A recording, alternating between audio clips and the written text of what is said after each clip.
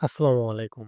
আপনি কি চান ঠিক এরকম একটি চার্ট তৈরি করতে যেখানে আপনি ডাটার ভ্যালু চেঞ্জ করলে চার্টের বারগুলো চেঞ্জ হবে। কিন্তু সেই বারগুলোর জায়গায় থাকবে প্রোডাক্টের ছবি। যেমনটা এখানে দেখতে পাচ্ছেন, আমার এখানে মাছের ছবি আছে। এটা একটা মাছের নাম ও দামের চার্ট এবং এই পাশে একটি বার ডায়াগ্রাম দেখতে পাচ্ছেন যেখানে নাম অনুযায়ী মাছগুলো আছে। তো এই জিনিসটা কিভাবে করবেন?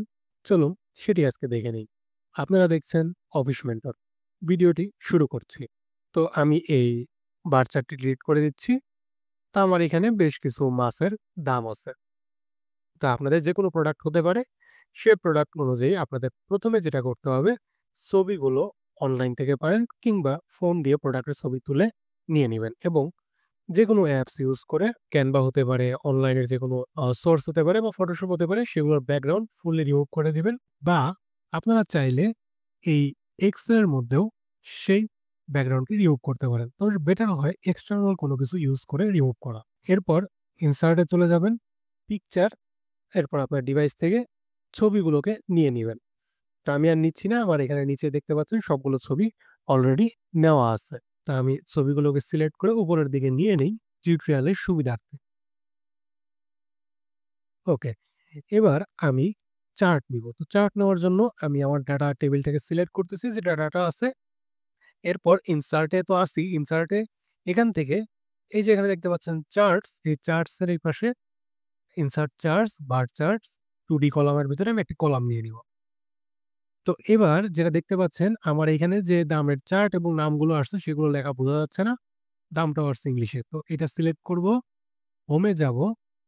এখানে আমি ফন্টটা চেঞ্জ করে দিব। বাংলার জন্য আমি সুতুনি এমজি ইউজ করতেছি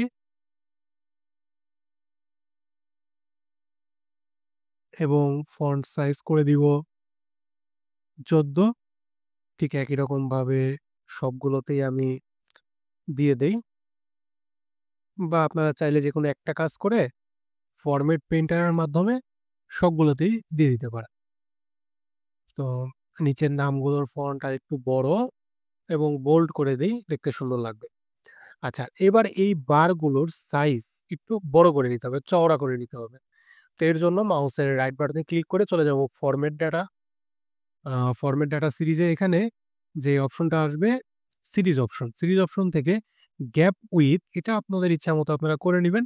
তো গ্যাপ উইথ আমি এখানে 50% দিয়ে দিচ্ছি। ওকে? মোটামুটি এতটুকু মোটা হলেই চলবে। আপনারা আপনাদের পছন্দ মতো দিয়ে নিবেন। এরপরে খুব সহজে আমরা এই কাজটি করব। তো রুই মাছ, এটা হচ্ছে আমার রুই মাছ। রুই মাছটিকে কপি করলাম। রুই মাছের যে বার আছে সেই বারটাতে আমি একবার সিলেক্ট করলে সবগুলোই সিলেক্ট হয়ে যাচ্ছে। আরেকবার ক্লিক করলে শুধু এই পার্টিকুলার রুই মাছের বারটা সিলেক্ট হবে।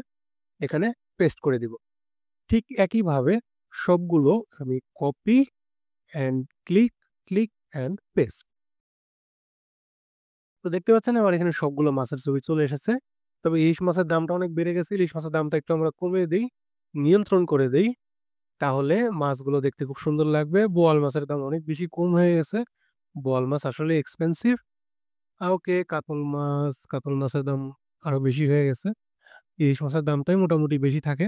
যাক, এবার একটু দেখতে কিন্তু খুব সুন্দর লাগতেছে।